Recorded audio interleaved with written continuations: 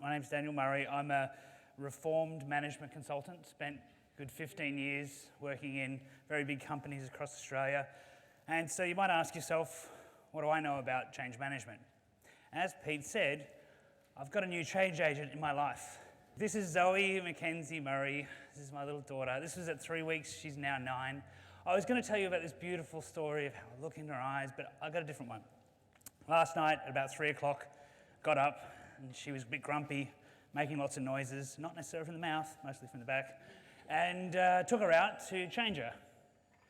And she was staring up at me, with her little eyes, tired. I took the nappy off, and just as I was going to move it, it happened.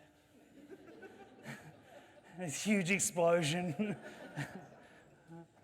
I was in the shower, I feel like I was pulling poo out of my ear, it was everywhere. And she's completely transformed my life. And I'll talk a little bit more about that at the end. But today I really want to focus on the role empathy plays in change management, and particularly I want to focus on 3 little areas.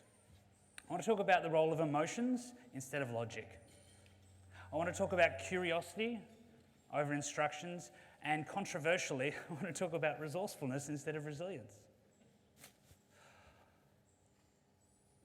So I'll tell you about a time back in my corporate world where I had a big problem. I was working for the Commonwealth Bank. Commonwealth Bank owns a big bank in New Zealand called ASB. And I was sent to ASB with a challenge of finding $130 million of cost savings. That was the brief.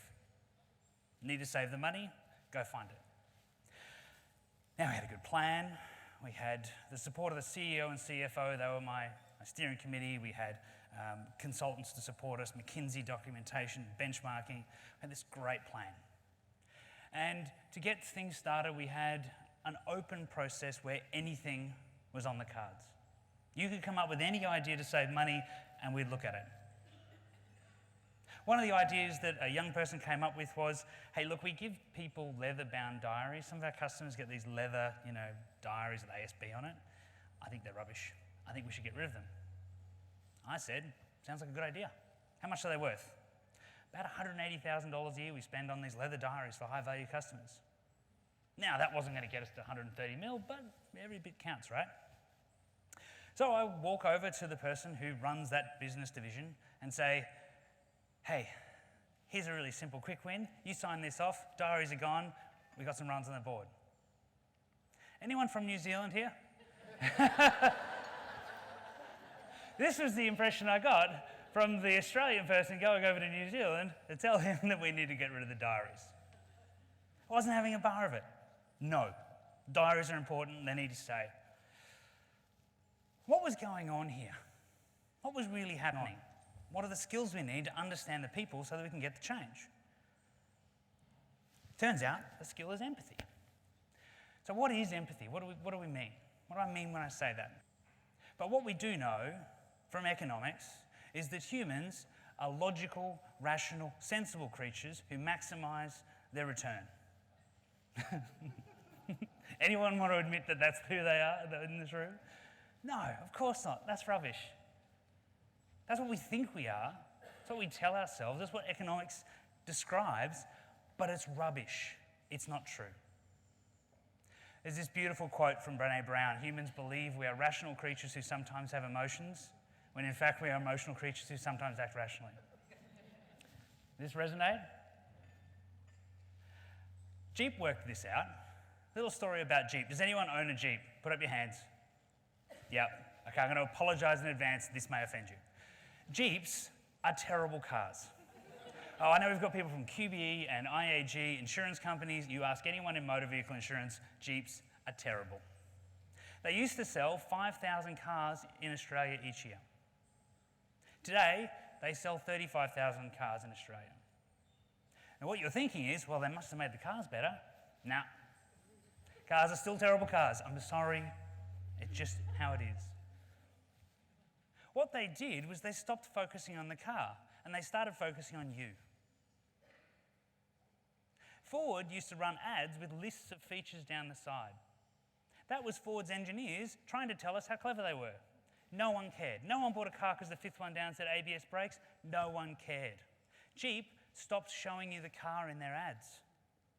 They started talking to your emotions. Wouldn't you like to be adventurous? Wouldn't you like to have a proud grandmother because you were all over the place and she's putting postcards up? Wouldn't you like to feel like you bought a Jeep? Wouldn't you feel like you could go and drive in this place? Now you know that your car's never going to go over anything more rough than a speed bump at Bondi Junction. But you want to have the option, right? We all buy cars because of how they make us feel. If we were logical, how many types of car would there be? 1, 2, a couple of sizes? Headlights, they'd be the same. Companies change them every year because you want to feel special, you want to feel different. Humans are both rational and emotional creatures, and the emotions often win. Now, my undergraduate degree was in pure and applied mathematics, and I did an MBA, and no one ever taught me about emotions. But emotions become all that matters, particularly in areas of change.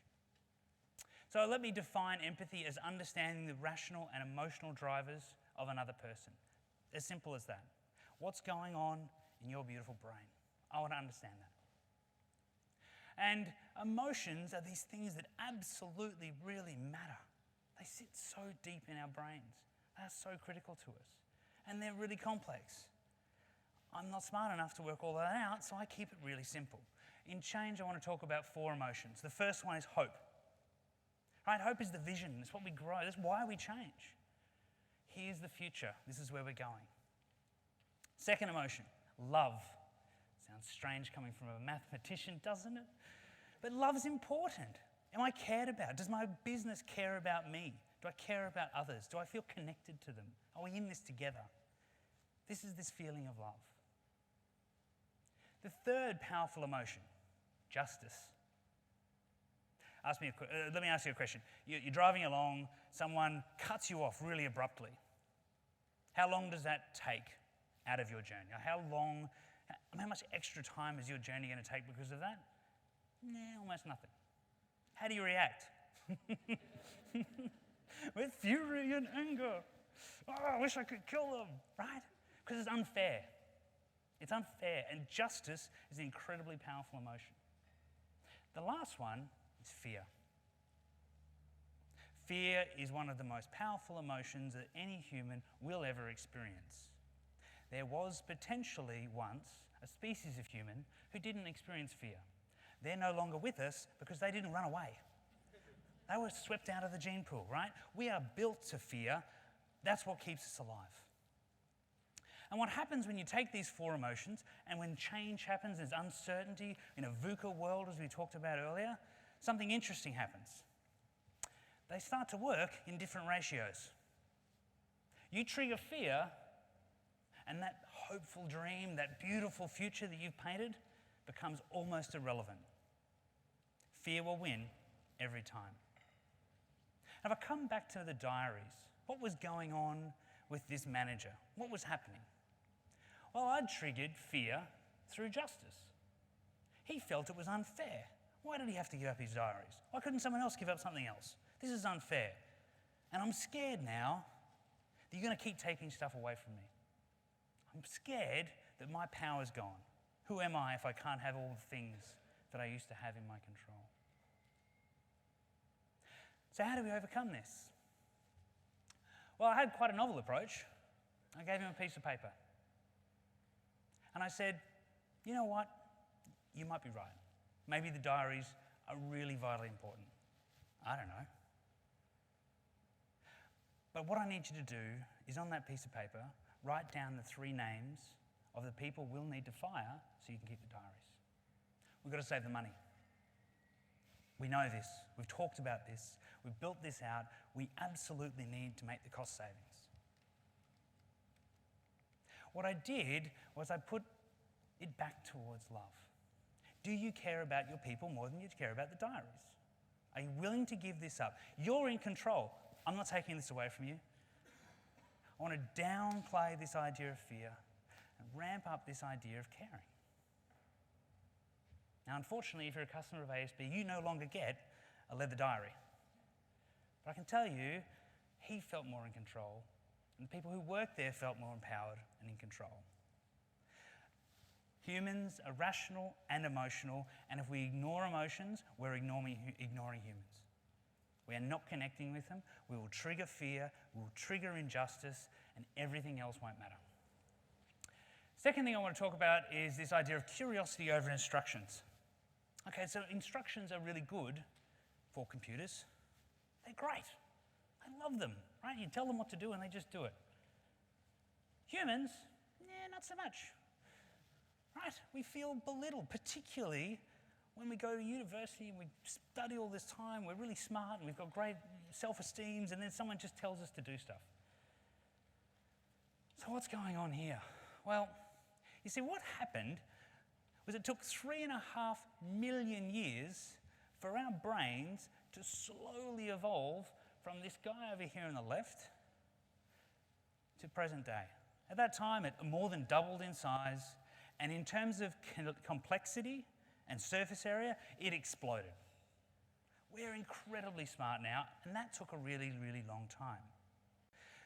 Then, once we start to interact with the world, we start to build these mental models.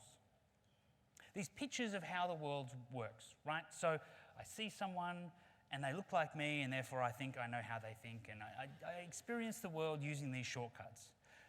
Someone said earlier that, we don't think like little children. Little children don't have these. They're developing them all the time. They're building them. But our brains weren't designed to live in the world we live in. Our brains were designed to learn everything we ever need to know by about the age of 15, survive for the next 20 years, and then die at a ripe old age of 35, 40. Right? That was our experience over the last thousands of years. And the evolution of our brain isn't fast enough to adapt to a modern society. We, not so long ago, lived in small villages where it was entirely possible that you would never meet someone who wasn't like you. That was our experience. Mobility was low. If you lived in a small village in Mongolia, there is buckly chance you ever met someone from the other side of the world. And so these mental models became quite useful, right? Because I see someone, they probably think like I think, we'll think the same way, shortcuts everything, we don't have to go and experiment, explore. Is that the world of today? Absolutely not. Today we live in incredibly complex environments. We are connected to people all over the world all the time in more ways than we can ever imagine. We're Snapchatting, we're Twittering, we're doing all sorts of crazy stuff. And our brains aren't designed to live in this world. These mental models suddenly fail us. Empathy is connecting with other humans. It's building these understandings. And now more than ever, you will run into people who do not think like you. They don't look like you, they don't smell like you, they don't eat the same food, none of it. So we need to think about how this interacts with our brain. Because if I say the word homeless person, in your brain, you immediately pull out a little mental model, a little file, and there is a run sheet there of what that means. You might even draw a picture in your mind. You might even think of a specific person. And every time you think of homeless person, that's what you bring out. Yet if you go and talk to a homeless person, they will not describe themselves as that. It'll be far more complicated. If I described you based on how I saw you and the mental impression I had, would I be right? No. You're incredibly complex, right? So how do we deal with this? Well, we need to step outside of our mental models. We have a third brain. It's our curious brain. It's our inquisitive brain. It's the brain that allows us to explore and discover. Problem is, it takes up a lot of energy and we tend not to use it. So I want to talk to you about, in change, how can you lead with empathy? Is there a process we can use to start to do this? I built this process because I do not have natural empathy. I'm a maths guy, right? And I needed to learn how to build it as a process. I don't believe empathy is something you've got or don't have. I believe it's a process and a capability you can develop. And the first step in developing that is to be consciously curious. Park those mental models, step into that third space. Forget what you thought you knew and move forward. Once you've become consciously curious, you can then go and openly explore. Now, too often, if you don't become curious before you start to explore, you do an amazing little trick that humans do, which is called confirmation bias. Humans are brilliant at taking in all the information which confirms our mental model, ignoring anything that rejects it. You need to be consciously curious before you explore, otherwise you will fall victim to your own brain. Openly explore, ask questions, shut up and listen. We've talked about this already, right? This group over here was table 9, great job. That's exactly right. If you can experience it, walk in someone else's shoes. Experience the emotions that person might feel. Once you've done that, the third stage is to challenge your model. Pull back up that mental model you had. I thought homeless people were all dirty, alcoholics, drug addicts, lazy. Now my experience, well, that's not really true. And once I experience that and start to reshape my mental model, I'm able to change the way my brain is wired and interact differently. The last stage is now leading in this space. Let me tell you a little story. I was at high school, grew up on the Sunshine Coast, and one day at school I had for lunch a bread roll with roast chicken and chips and gravy in the roll. You know, best day of my life, right? And I'm sitting there and I'm about to tuck into this roll, and a good friend of mine, I'd known for a long time, she came up to me and she just started berating me. Can't believe you're doing that, that's disgusting. Don't you know that eating animals is murder? So many millions of animals die because of people like you. You should stop eating meat. I was really annoyed. 1, it was lunchtime, I didn't want to think about anything. 2, I was in love with this roll, and she was going to get between us. 3, I was pretty sure that last week she was eating a pie. What had happened? What had happened is she'd become curious about animal rights. She'd gone off and explored. She'd found new information which challenged her old perception. She'd challenged her model, she'd changed her mind, and she was now in this space of leading with empathy, and she thought it was her job to change my mind. How often does that work? Hands in the air.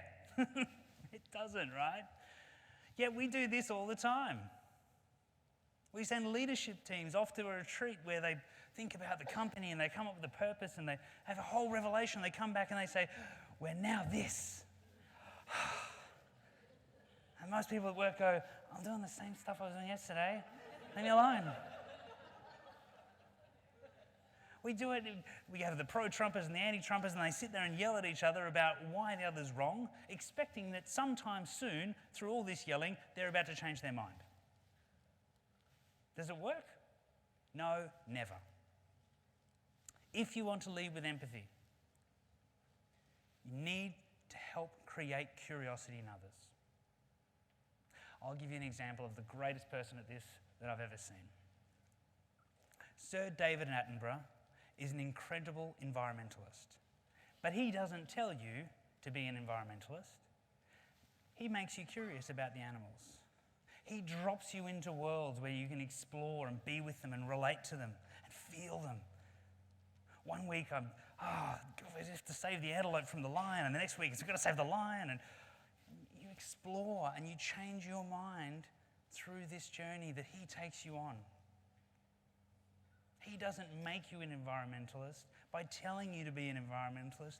He makes you curious. You do all the hard work yourself. This is the power of leading with empathy through curiosity.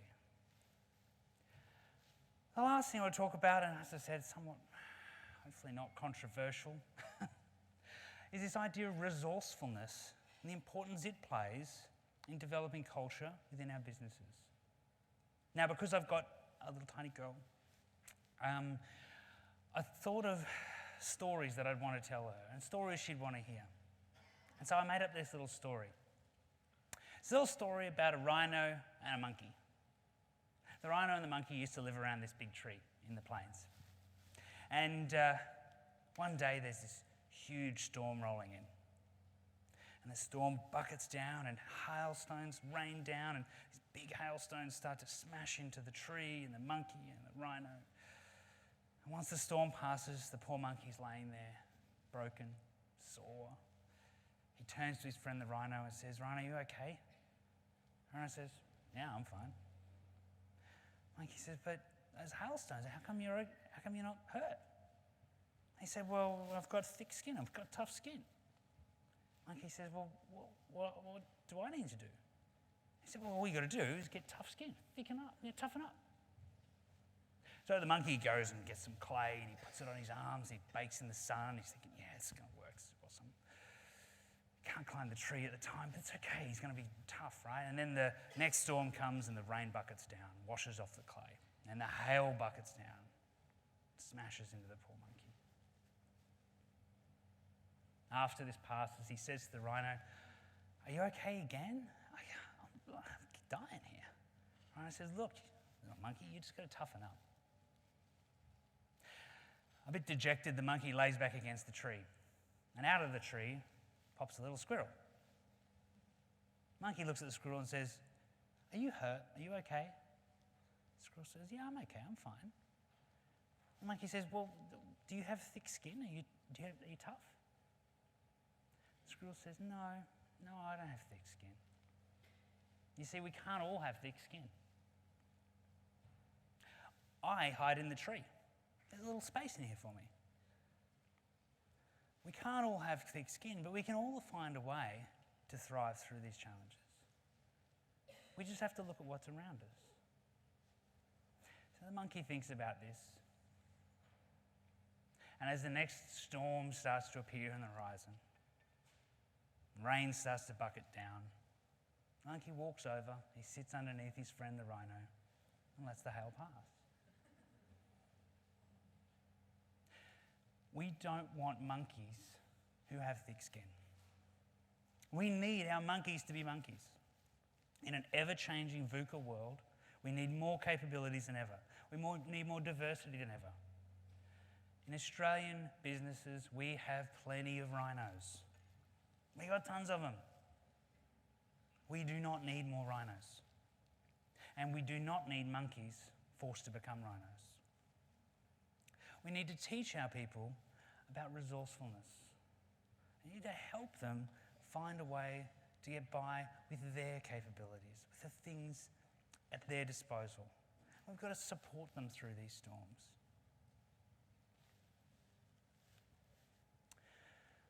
From my perspective, emotions are critical, and we don't talk about them enough. Curiosity is the key to helping change. And we need to build resourcefulness in our people. From my perspective, empathy is an incredible gift. The greatest gift you can give to another person is to understand the beauty and complexity in their brain. I've decided to spend a few months at least with my little girl, because she's 9 weeks now. Next week she'll be 10. Soon she'll be at school. Next minute she'll be stealing my keys, borrowing the car, and it'll fly by. I've decided that it's time to step away from doing those sorts of things. My vision is to help companies build empathy as a capability. Share the things that I know, learn so much more because I don't know that much. But hopefully change businesses so that when this little girl enters the world, it's a world of caring, empathetic humans helping each other to thrive and grow. Thank you all very much.